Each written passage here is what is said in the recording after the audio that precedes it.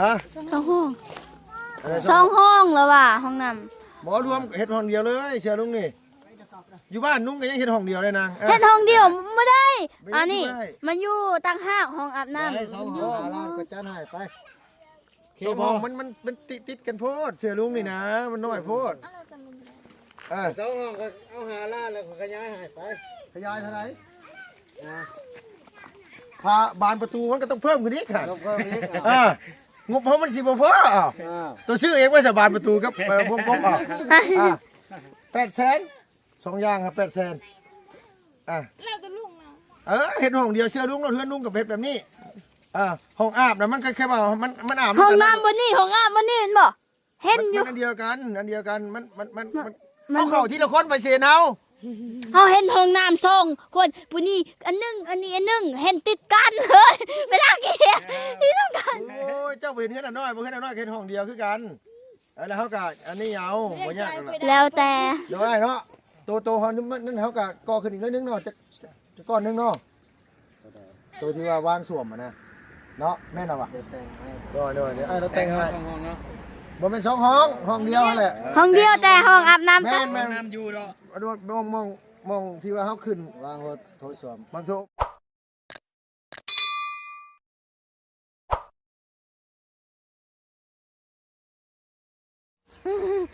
มา นี่ไม่ใช่เนี่ยอันสิชวนเหรอไอ้หมกไม่นึกพุ่มสิชวนเต๊ะตังตาลาดอันลุงว่าสิว่าค่อย เดี๋ แล้ ยว วเสียงดังไหนก็เสียงดังไหนไอ้เพิ่นตื่นน่ะโดย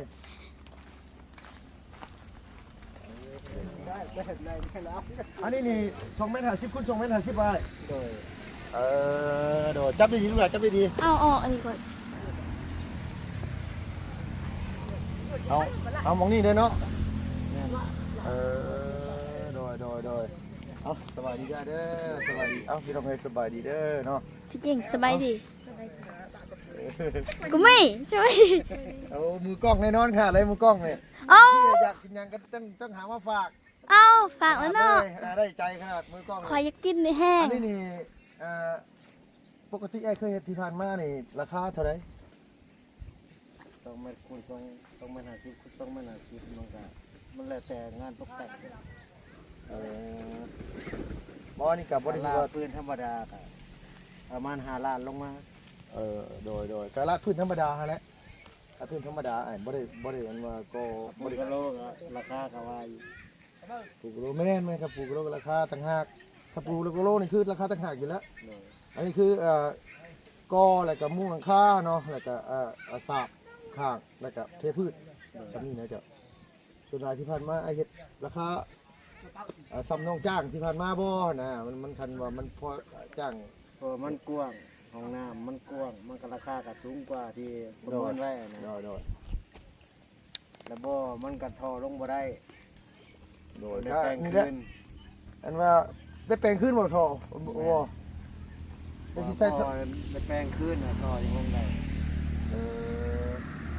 ตามนี้จะว่าให้ทั้งอ้ายเพิ่นแล้วลงไปแปลงไผสักคุดคั่นน่ะบ่เกี่ยวกับเราได้นั่นตัวนั้นน่ะ ฮะ มีแต่ว่าทุกเจ้าแปลงแล้วก็ให้ละฟ้ากัน พ่อค่อยกับหมูเล่า แล้วพอจะมาขุดมาต้น แปลงไม้เนาะ แต่งไม้ พ่อก็ยุ่งงานพุ่นแหละ จะไปเผางานพอจะมาก้น เจ้าไปเฝ้าโรงงานเดี๋ยวพอเจ้าก็มาก้นลูกหลาน เอาค่อยจับกองให้ลุงนะ ให้คนอื่นไปเฝ้าลุง นี่คืออันโตที่แปลงท่อมันน่ะที่มีแต่ว่าน้องสิให้เพิ่นมาแปลงไม้ตัวนั้นน่ะแต่ว่าอ้ายรับผิดชอบงานตัวนี้นะรับผิดชอบตัวนี้อย่างเดียว โดย ถือก้อเนาะแล้วก็สาบข้าง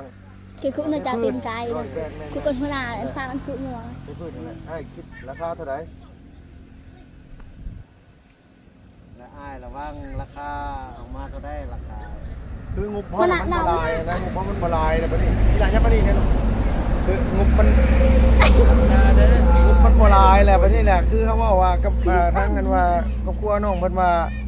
คันว่าอันว่าแพงสุดกับบ่ให้มันเกิน4 ล้านหาคันว่าอันนี้เนี่ยก็4 ล้านก็ได้คันว่ามันอันนี้นะแบบว่าคือที่ผ่านมาน่ะมันจ้างราคา4 ล้านนะได้แต่ว่าคือเมื่อนี้ก็ เมื่อมันก็ขึ้นแอนก็ขึ้นแต่ห้องน้ำมันก็กว้างขึ้น โดย แล้วอ้ายเรียกเท่าไหร่ อันคืออันอ้ายเว้าเนาะ45นี่โอเคบ่ 45นะโอเคคัน45ได้อยู่โอเคโอเคแต่ว่าเฮาก็เห็นนั่นว่าอย่างพี่น้องเนาะเพราะว่าทุกสิ่งอย่างมันก็แพงเบิดซุมื้อนี่ว่าจังซี่ซะแล้วก็กันว่า น้ำมันลิตรหนึงก็ยังเป็นญาติ มาแต่เท่าไหร่ มาจากจังได๋จ้ะล่ะ ไปมันก็แค่สวัสดิ์ตะเกียบ มาจากคนสวรรค์บ่เจ้าคน คนเมืองไชผู้ทอง เมืองไสบุทองอ๋อคนทัดพูนนั่นนี่เนาะคนซิโน ได้เมียอยู่พี่บ่บ่ได้เมียอยู่ไสอ้ายน่ะบ้านไหน สมุน บ้านสมุนนี่ มาสร้างวัดแกงยางนี่3 ปี 4 ปี อ๋อมาสร้างครอบครัวพี่ดนนะบ่ แล้วก็ได้ประมาณเดือน2 เดือน มาหาแต่มาได้เมียอยู่พี่ ปะเมียเก่านี่มาเอาเมียใหม่บ่เดี๋ยวว่าได้ไรนี่เอามันแจ้งเด้เอามันแจ้งก่อนเด้เอ้ยมันแจ้งก่อนเด้เด้ย เอาส่งเมียแล้ว ป้าเมียเก่าเอาเมียใหม่เอาจักเด้อกันดีว่าได้ดูว่าคู่บ่เฮ้อแรกนี่น่าวิชานะว่าคันมีคู่นะว่า เอาซองเมียเนาะ วิชานี่นะ ส่งเมียเนาะ นี่แต่ว่าอัด4ล้าน5เลยไอ้เนาะ โดย ตอนแรกก็บอกว่า4ล้านแต่ว่าห้องน้ำน่ะมัน2.50 เมตรคูณ2.50 เมตรพี่น้องเพิ่นขอเพิ่มอีก500,000ก็มีแต่ว่าได้อยู่คันสมมุติว่าน้องจ้างแพงกว่านี้แต่ทางทีมงานเพิ่นก็สิเว้าน้องว่าอันนี้แต่ว่าเฮาก็บ่มีเงินจ้างหลายกว่านี้ดอกว่างานจะ อั ต่าน ง นี้ ข ต่า อง ซอยเหลือ โดยต่างซอยกันเฮาก็ซอยเพิ่นคือกันเฮาก็บ่ได้มีเงินลวงลายดอก บ่ได้แก้ไหม เอ้า บ่ โดย ถอด บ่ ลง น่ะ บ่ได้ บ่น่ะให้เขาเจ้ามาแก้ไหมแก้ฮะแต่วันนี้เจ้าน่ะวันนี้เจ้าน่ะ ช่องห้องเราหน่อย ฮะ ช่องห้อง อะไร ช่องห้องแล้วว่ะห้องน้ บ่รวมเฮ็ดห้องเดียวเลยเชื่อลุงนี่อยู่บ้านลุงก็ยังเฮ็ดห้องเดียวเลยนาง ำเฮ็ดห้องเดียวไม่ได้ ไม่ได้ อันนี้ ไม่ได้ มันอยู่ต่างหากห้องอาบน้ำ ได้2ห้องล้านก็จัดให้ไป สองห้องมันติดกันโพดเชื่อลุงนี่นะมันน้อยโพด2ห้องก็เอา5ล้านแล้วก็ขยายให้ไป ขยายเท่าไหร่ นะ ค่าบานประตูมันก็ต้องเพิ่มขึ้นอีกค่ะ ต้องเพิ่มอีก งบเพราะมันสิบ่พออ้าว อ้าว ตัวชื่อเองว่าสบานประตูกับวงกลมอ้าว800,000 2อย่างครับ800,000แล้วจะลุงเฮ็ดห้องเดียวเชื่อลุงเราเฮือนลุงกับเฮ็ดแบบนี้ห้องอาบนะมันก็แค่ว่ามันอาบ ห้องน้ำบนนี่ห้องอาบ บนนี่เห็นบ่เห็นอยู่ มันอันเดียวกันมันเข้าทีละคนไปเสียเอา เขาเห็นห้องน้ำทรงคนปุนี่อันหนึงอันนี้อันหนึงเห็นติดกันเลยเวลาเกี่ยที่ต้องกัน โอ้ยเจ้าบ่เห็นเฮ็ดอันน้อยบ่เห็นอันน้อยเฮ็ดห้องเดียวคือกันแล้วเฮาก็อันนี้เอาบ่ยากหรอก แล้วแต่ เดี๋ยวไอ้เนาะโตเฮานั่นเฮาก็ก่อขึ้นอีกนิดนึงเนาะจะก้อนนึงเนาะตัวที่ว่าวางส่วมอ่ะนะเนาะแม่นเอาว่ะ เดี๋ยวแต่งให้ เดี๋ยวไอ้เราแต่งให้ ส่งห้องเนาะ บ่เป็น2ห้องเดียวนั่นแหละ ห้องเดียวแต่ห้องอาบน้ำ แม่ แต่ นแม่น น้ำอยู่เนาะ มองที่ว่าเฮาขึ้น วางรถโทรศัพท์ บางสักโคกบางตัวส่วมได้อยู่ดอกงามนี่ดอกใช่นี่ อ่างอาบน้ำเนี่ยบ่ เพราะว่าบ่มันอยู่ต่ำ อ่างน้ำนำบ่เอาเพราะว่าอ่างน้ำมันสิง่ายบ่ได้เดี๋ยวลุงซื้อถังมาให้กันว่านั่นถังน้ำเอาถัง โด ให ย ญ่ โดย จะทั้งง่ายกว่า ถังง่ายกว่าเชื่อนี่นะเชื่อคนมีของน้ำนี่นะ ช่วยเจ้าคนบ่มีห้องน้ ใส่ทางเอา ำบ่ลุง ฮะ คนบ่มีห้องน้ำยากเลยรู้จักจักกวางจักแขก บ่มีมันไปจักกวางจักแกจัก บอกกันว่าเฮ็ดของน้ำเฮ็ด2ห้องปุ๊บห้องอาบน้ ว่ากว้างว่ากว้าง ำกว้างอันนี้นะ ได้เนาะ ซ้ำเพื่อนห้องหนึง แม่น กวางชุดอะไรนี่เนาะ กว้างสุดแล้วแต่เก่าเฮ็ดที่ผ่านมาก็มีแต่2.5 เมตรคูณ2 เมตร โดย อันนี้เขา 50กับพ่อแห้ง แม่ แล้ว น ห้องน้ำเฉพาะห้องน้ำห้องไทย หน่อย นี่เพิ่นอยากได้ว่าทางห้องแล้วจะไปท่าจะห้องอาบน้ำต่างหากนะเพิ่นสิ มัน ได้ สิ ตาม แค ที่ บ เบิ่ง มัน นะ แคบหน่อยเนาะแบบเนาะมันอีกอย่างกับงบประมาณเท่านี่แหละ คือลุงว่าเราซื้อทางเอาอาบต่างหากเนาะ โดยชื่อทางเอาเดียวเขาสิจัดการ ใส่อยู่ห้อง เขาสิบอกวิธีหรอกตัวเห็นอยู่ว่าห้องบ้านเขาตัวเคยเข้าอยู่บ่เพื่อน เห็น เข้าไปเบิ่งในแม่เมื่อไปเล่นน้ำน่ะ คือเว้าแล้วกันจะได้2ห้อง เพิ่มออกอีก50เซนเพิ่มอีก500,000 โดย แต่ย้อนทั้งนั้นเขา โดยบัดที่นี่บัดงึบประมาณเท่าบัดนี้วงกบอีกอ่ะแล้วเพิ่มอีก500,000วงกบเขาอีก300,000บานประตูอีก800,000 500,000เป็นล้านปลายเลยฮะ หรือว่าสิเข้าทางเดียวกั กาน รป้ายทั้งเติมการสร้างอีก500,000เป็น2เลยเด้ แน่ว่า ลุงเนาะ โดยเสียแล้วนะคำว่ามันเหลือแล้วมีแต่ว่าสมทบเป็นเงินไฟตัวนี้กว่า ตัวมานี้แล้วสิลุง พี่ปกติลุงเอาในๆก็เอาปกติลุงเลย เพราะคันว่าสมมุติว่ามันเหลือนะสมมุติว่ามันเงินเหลือแล้วลุงก็สิสมทบกับบ่บุญเฮ็ดเดือนครัวมันก็สิง่ายขึ้นนะนาง ที่ไป เรื่องเตยนาตาตรงครัวนะคะ เอาก็สิจองห้องนี่ก็มันก็เพิ่มขึ้นมาอีกประมาณ2ล้านมันก็สิเปลืองงบประมาณตัวอีกแม่นบ่ล่ะ มีแล้วที่ลุงตามใจลุงกับเพิ่นแน่ตามใจเพิ่นจะช่วยเรือเฮ็ดแบบได้ให้มันคักให้มันดีให้มันงาม แต่ว่าอาจารย์ก็พวกเข้าไปท่อร้อยจักแมตรได้2ท่อนประมาณ8เนาะ 8 เมตร 8 เมตรเพราะว่าก็ต้องเพื่อต่อเพื่อนู่นนู่นนี่นะพอดีเลย2ท่อนเนาะโดยยังมีท่อนี่อีกนี่แล้วก็ยังสังกะสีนี่ยังหลายอย่างอยู่แล้วไม่น่ะไม่18ตัวพอบ่ราคา บางก้อนเนาะ พออยู่ดอกเนาะพอแต่จะพออยู่ดอก ซื้อเรือซื้อบางก้อนบ่พอซื้อ นี่แต่ว่าเริ่มงานมื้อไหนอ้ายมื้ออื่นได้บ่ บืนเดี๋ยวเฮาโทรหาเสี่ยวแหละคำตอบว่า แต่ว่าเป็นไปได้ก็เริ่มเลยเงินในกระเป๋าห้องนี่มันสิบุกลงน่ะมันสิ เข้าใจ ด้วย หาผู้ซอยก่อนว่า พูดมาซอยให้นี่เนาะ เราจะได้ เอาเรื่องนี้บ่สำคัญเรื่องนี้นะสำคัญตัวที่ว่ามาสร้างครอบครัวอยู่พี่ในเดือน2 เดือนนี่นะนี่นะมันวนเรื่องนี้แล้วมันวนเรื่องนี้ก็ได้วนเรื่องนี้ก็นะ อยู่พุ่นกับเมียกกอยู่นี่ก็เมียน้อยโอ้เก่งแล้วเนาะ บ่ดอกก็ได้ดอกเนาะบ่รู้ผู้มวลก็ได้อย่าไปถือเยซ่าได้เด้อโดยมีแต่ว่าในใดก็ถ้าว่ามื้ออื่นกับมื้อฮื้อก็ได้แล้วแต่อ้าย ลู สะ ก ดวก สาวหลาก็ซ้ำนี่แหละนี่ อยู่พุ่นน่ะบ่ โดย บ้านไหนอยู่บ้านไหนนะมันอยู่ บ้านนาพาน อ๋อ เมืองแส โดย ภูทอง สมุทรทองโดยเอากับไปไหว้พระไหว้เช้ากับพี่แต่พูดเลยพี่น้องให้2 หม่องท่านแรกเนาะอยู่ มาอยู่นี่ยืนอยู่จุดนี้กับมากับย่าประธานโบสถ์ โอ้ มาสร้างวัดที่บ้านแก่งยาง โอ้ไอ้มาสั่งอยู่แก้งยางนี้ โดย มาสั่งวัดมาให้อัญญาเพิ่นมาจำพรรษาอยู่พี่ มาสร้าง มาสร้างเลย จำเนาะ โอ้มาสั่งเป็นวัดเลย สร้างวัดเก่า โอ้ บูรณะขึ้น โมนาคืนโดยเอามีแต่ว่าตามนั้นเด้อเนาะขอบคุณขอบใจหลายๆเด้อเอามีแต่ว่าซอยๆกัน โดย คนใจบุญใจกุศลนี่ดอกพี่น้องเอ้ยเพิ่นเฮ็ดเกี่ยวกับวัดกับว่าบ่ต้องห่วงตัวนี้นะน้อยเนาะ หากันแล้วบริสารว่านมาซื้อนั่นฉลอง อันวัดนี่บ่ โดย โอ้ผมขอบใจหลายๆเด้ออ้ายชื่อหยังก็เจ้าน่ะ คำใบ อ้ายคำใบมานี่เอาขอเบอร์อันนี้นะขอเฟซนะบางเทื่อพ่อสิได้เห็นว่าติดต่อคุยกันเรื่องนี่แหละเนาะวิชานี่นะ ยันมาโดนกระทาเพื่อนนะ บ่ดอกบ่ย่านนะมันโดนเท่านั้นน่ะ ทำพิซซ่า ถามวิชา วิชาอะไร เอาวิชาเฮ็ดของน้ำของใน เอ้า นี่ลูกหล่ะ คิดว่าวิชามนต์ แล้วว่าเงินจะจริงก็มีจักแล้วว่ามีจักจอดจักตัดมีหมดแล้วเพิ่นว่า โอ้แต่ว่าให้เจ้าเฮ็ดแหละ นี่เจ้าของ ตอนนั้นมันเท่ากับโอ้โห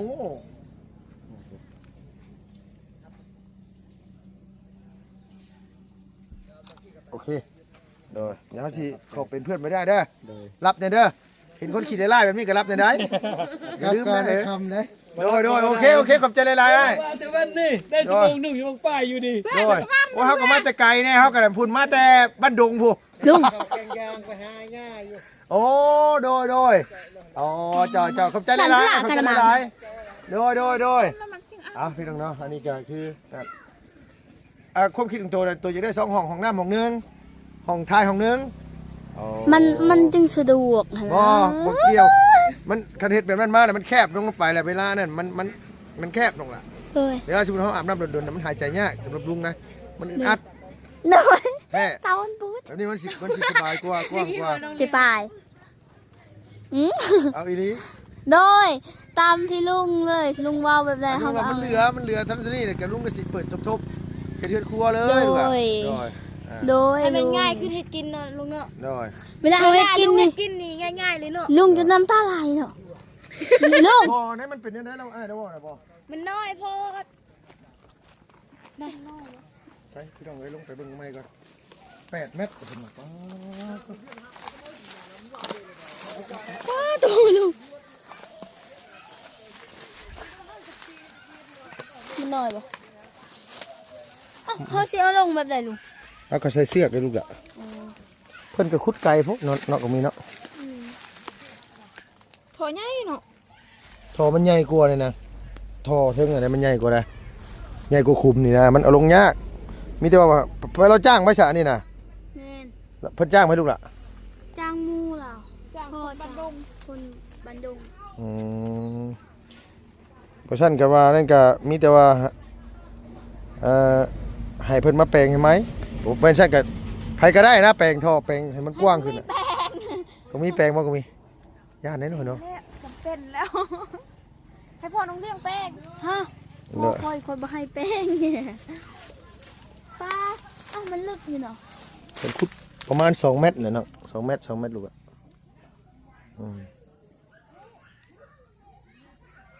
เอาบ่เฮ้ยเอาจังได๋มาไทยยวนมา มีแต่ว่ามันท่อมันใหญ่กว่านี่อันนี้ประมาณ80นึงแน่นี่นะต้องเซาะข้างมันออกเซาะข้างเป็นวงกลมออกให้นะประมาณสัก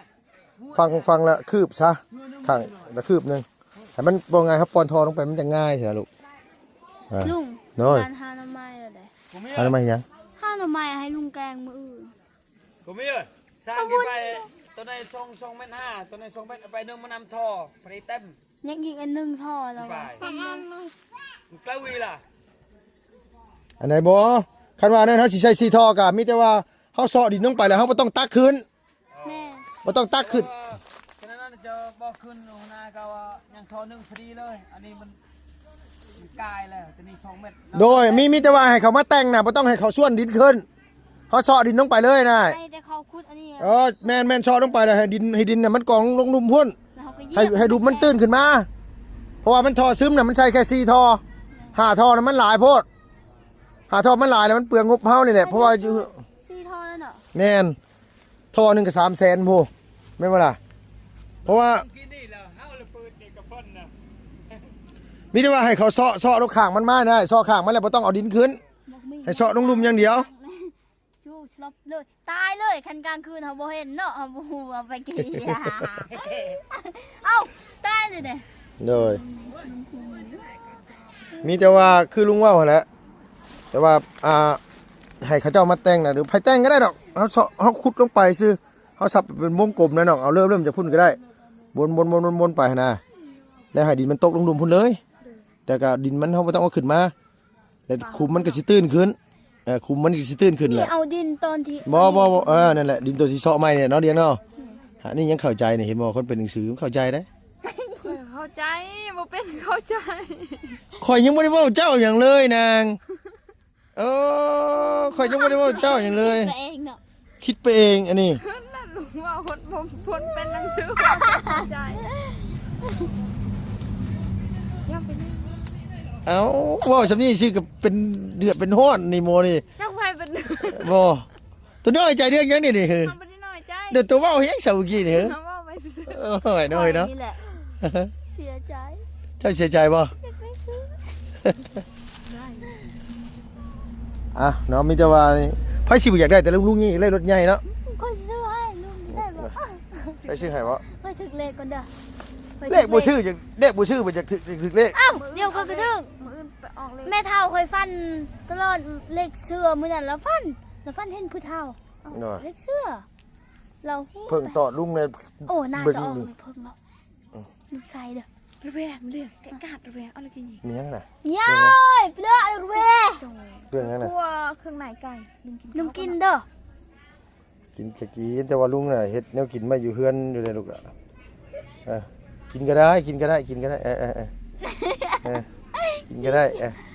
เจ้ากำลังสิแต่งกินบ่ได้หรือว่าได น้ำยังกลัวอยู่ ไผครัว กูมี กำลังสิครัว กลัวแล้ว ครัวได้แล้ว น้องชายเราซื้อมาให้ เครื่องในไก่คือมันคือลุงเฮ็ดบ่ได้หรอ โดย ตัวต้นมันฮ้อนลวกอยู่บ่น่ะ บ่ ครัวเลยครัวไปบ้านตัวเลยตัวเช่นได้กินน่ะ กินสิชวนนะตอนนี้อยากกินแฮะ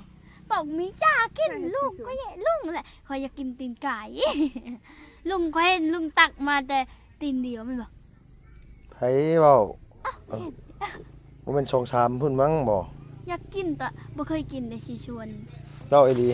แท้ ไปเมื่อกินลุงไปอยู่กันไป บ่กล้า อ้าว กับลูกกาเราสะดาว คำแล้ว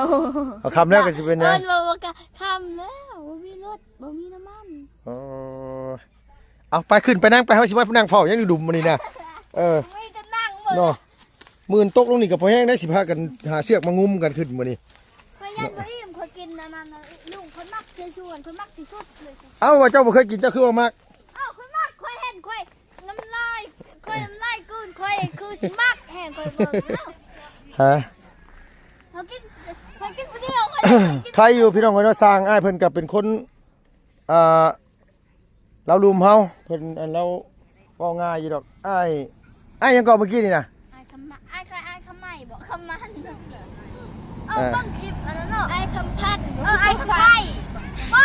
ไอ้คำใหม่บ่ แม่นบ่ ทำไมโลดมือไหน อืม ไปที่ว่ามือเยอะไปคำใหม่คำใบ คำใบบ่ คำใบ โดยท่อนะแบบว่า เวลาเขาแปลงหั่นนะไปแปลงข้างมันน่ะบ่ต้องเอาดินขึ้นซับลงไปให้มันลุ่มดินมันตกลงลุ่มเลย แล้วเขาก็เอาท่อนี่ใส่ซีท่อให้มันพ่นขึ้นมาแล้วก็ปิดฝากหลุมพอดี ยันมันลงมาเลยว่ะมันอยู่ลุก แม่ช่วยบ้านใครนี่เลยไปโดนเหมือนอย่างไตอย่างไรนี่ ก็นั่นแรกก็ว่าเอาดินถมลงไปหั่นนะดินเขาเซาะไม้นะ ซับขึ้นว่ะ แม่นซับเลยเขาบ่ต้องเอาดินขึ้นให้ดินมันตกลงลุ่มพ่นว่าไงว่าเฮ็ดทำมันเขาบ่ได้เฮ็ดของน้ำปิดเขาเฮ็ดของน้ำซึมมานี่น่ะเขาเอิ้นว่าของน้ำซึมของน้ำซึมนี่คือมันซึมไปเรื่อยๆสินะ ก็ไม่บูฮู หน่อย ร้านก็ยังบูฮูเลยร้านไม่เคยมีห้องน้ำเนาะ เราจะว่าจะให้ที่เติมท่อจักแล้วให้จะบอกหัวหน้าเขาแล้วเฮาก็บ่จักแล้วว่ามันกลายแล้วนี่2เมตร5ก็แทกตัวนี้เป็น2เมตร อันนี้ได้2เมตรนึง อันนึง50 ก็พอดีแหละที่ว่าเขาแปลงปากท่อลงไปหั่นแปลงปากท่อที่ดินที่ว่าเขาแปลงน่ะบ่ต้องเอาขึ้นมาให้มันลงข้างล่างเลยแล้วเฮาดินมันก็ดุมมันก็สิตื้นขึ้นมาอีกนะก็ประมาณเดืออยู่ประมาณสัก2เมตรนี่ก็พอดีท่อฮะ นี่พอดี2เมตรเนาะ โดยประมาณ2ให้มันเหลือประมาณเม็ดปลายซะเพราะว่าเฮ็ดหาท่อนี่ซุมเฮาบ่เคยเฮ็ดจักเทื่อท่อซึมน่ะบ่เคยเฮ็ดจักเทื่อมีแต่ซีท่อก็ถือว่าหลายละ บางคนจะซ้ำถอด ท่อน้อยมีแล้วอยู่โรงงานได้บ่สมุนท่อระบายมันมีแล้วอยู่โรงงาน ซ้ำ แต่น้อย ท่อร้อยบ่ เอาท่อน้อยๆซำนี้ ไม่อันตาแปลกันไม่นี่ทอนี่ ท่อน้อย อ๋อ ทอนี่มันเป็นทอนี่ 5 ปีเต็มบ่ลุง ฮะ ปีเต็มบ่ บ่มีเต็ม โอ้ บ่มีเต็มมันท่ออันในโรงน้ำนี่น่ะบ่มีเต็มคำว่าเต็มบ่มีเพราะว่าเฮาเฮ็ดท่อบ้านนอกน่ะมันบ่เต็มคันเฮ็ดอยู่ในเมืองน่ะเต็มเพราะว่าในเมืองน่ะคือห้องน้ำมันปิดเด้ ห้องน้ำปิดกับห้องน้ำเปิดจะก็ต้องใจมันมีห้องน้ำปิดกับห้องน้ำซึมท่อเปิดท่อซึมเด้คันอยู่ในเมืองนี่มันเต็มแต่อยู่บ้านนอกเนี่ยจะไหนก็บ่เต็มมาอยู่บ้านนอกคือแบบว่าจักสิอธิบายแบบใดอธิบายคนบ่มีห้องน้ำ เฮาก็บ่มีห้องน้ำบ่จักต้องอธิบายว่าอธิบายก็ได้เข้าใจ ลุงจนเมื่อยปากอธิบายแล้ว เว้าไปก็บ่มีใครเข้าใจนะว่าง่ายซะ ยังบ่มีบ่ห้อง เอ น้ำ อ บ้านแม่เนาะ คันคือบ้านดงเมืองในเมืองบ้านดงนี่เต็มแบบนั้นน่ะเพราะแต่เฮือนเขาต้องเฮ็ดห้องน้ำปิดเบิดปิดเป็นเฮือนไปเฮือนมันเขาต้องเทพื้นเด้เขาเทพื้นเขาเทนั่นแหละ อยู่ตัวเมืองเขาเทพื้นห้องน้ำมันปิดบ้านนอกก็เปิด แม่น้องน้ำบ้านน้องเขาบ่ได้เทพื้นเขาอาบไปแล้วก็มีแต่ว่ามันซึมมันก็อันนี้ไปนะ ว่าอยู่ในเมืองเขาปิดแปลว่ามันเขาอัดเลยว่า แม่มันก็เต็มไปเลย ใช่ป่ะ แบบนั้นนะเต็มประมาณ2 ปี 3 ปีครับประมาณนี้ก็เต็มแล้วก็จ้างคนมาสูบทีนึงก็2 ล้าน 3 ล้านพุ่นนะ โอ้ ของน้ำในเมืองน่ะแพง เล็กน้อยเห็ดเบิ่งเดี๋ยวให้เหยียบเบิ่งนะ เงินเล็กน้อยแล้วเนาะโดย แม่เล็กน้อยผู้ใหญ่เนาะ โดย แล้วก็เรือตัวนี้เรือ ฮะเหลืออยู่แล้วเหลือ เรือแล้วคอยไปเฮ็ดอันนั้นอีกคอยไปเฮ็ดห้องครัวอีกสบาย เรือเนี่ยค่ะ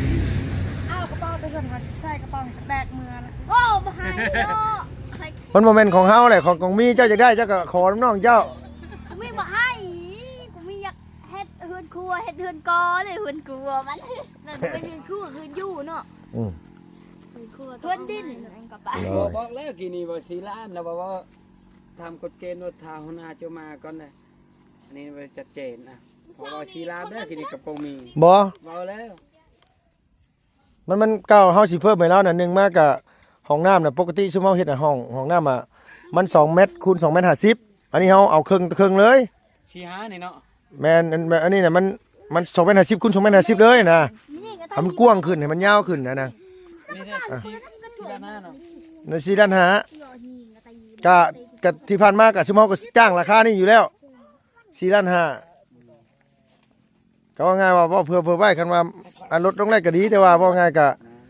ว่าเพิ่นว่ามันหยังก็ขึ้นเพิ่มขึ้นค่าน้ำมันลดหยังลาวแน่ โดนเติมได้เราทาแล้ว โดยแต่ว่ามีแต่ว่าตามนั้นแหละมีแต่ว่าเวลาเพิ่นแทกเฮ็ดแล้วเฮาก็มาแทกเหมือนกันยันมันบ่ฮอด2.50 เมตรนะได้อีดอกเนาะ มีบ่จักมีแต่ลุงและบ่เบิ่งว่าก็มีคนบ่จักหยังเลยถ้าลุงและบ่ลุงเบิ่งเองเอา จะ บ่จัก กินขนม โดย